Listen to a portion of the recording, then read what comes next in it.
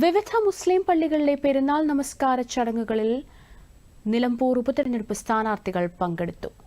NDA സ്ഥാനാർത്ഥി Mohan George Pothukal പഞ്ചായത്തിൽ പര്യടനം നടത്തുകയാണ്.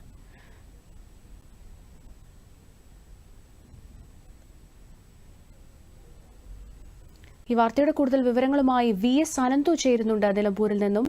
അനന്തു, എങ്ങനെയാണ് പ്രചാരണം? എല്ലാ മുന്നണികളുടെയും പ്രചാരണം ഏത് രീതിയിൽ പുരോഗമിക്കുന്നു? എങ്ങനെയാണ് വിവരങ്ങൾ?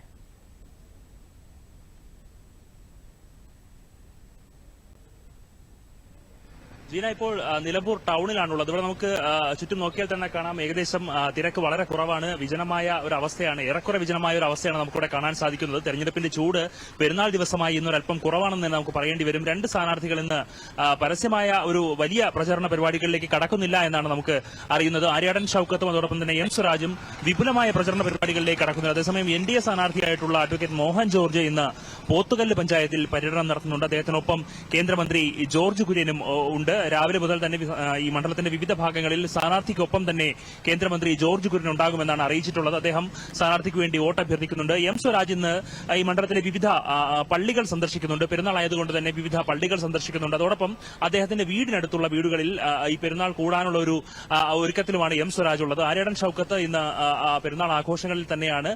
വളരെ ചുരുക്കം ആൾക്കാരെ മാത്രമേ ആര്യാടൻ ഷൌക്കത്ത് കാണുന്നുള്ളൂ. തെരഞ്ഞെടുപ്പിന് ഈ ഒരു വിപുലമായ പരിപാടികൾ അല്ലെങ്കിൽ പരസ്യ പ്രചാരണങ്ങളൊന്നും ഇന്ന് തന്നെ, നാളെയാണ് ബാക്കി എല്ലാ മുന്നണികളും വിപുലമായ പരിപാടികളിലേക്ക് കടക്കുന്നത്. നാളെ മുതൽ മണ്ഡലത്തിൽ മന്ത്രിമാരെത്തുന്നുണ്ട്. മന്ത്രിമാർ നാളെ മുഹമ്മദ് റിയാസും OR കേളുവുമാണ് നാളെ നിലമ്പൂരിലെത്തുന്നത്. LDF സ്ഥാനാർത്ഥി M സ്വരാജിന് വേണ്ടി ഇരുവരും വോട്ട് അഭ്യർത്ഥിക്കും. അങ്ങനെ നാളെ മുതൽ തെരഞ്ഞെടുപ്പ് രംഗം കൊഴുക്കാൻ പോവുകയാണ്. കൂടുതൽ നേതാക്കൾ കളത്തിലേക്ക് ഇറങ്ങാൻ പോവുകയാണ്. നാളെ മുതൽ ഏകദേശം ഒരു 10 ദിവസമായിരിക്കും ബാക്കിയുണ്ടാവുക. 10 ദിവസം പരമാവധി വോട്ടർമാരെ നേരിട്ട് കാണുക, മണ്ഡലത്തെ ഇളക്കിമറിച്ച് വോട്ട് തേടുക എന്നുള്ള ലക്ഷ്യത്തിലേക്കാണ് മുന്നണികൾ പോകുന്നത്. PV അൻവർ ഇന്ന് വിവിധ സ്ഥലങ്ങളിലുള്ള ഈദ്ഗാഹുകളിൽ പങ്കെടുക്കുന്നുണ്ട്.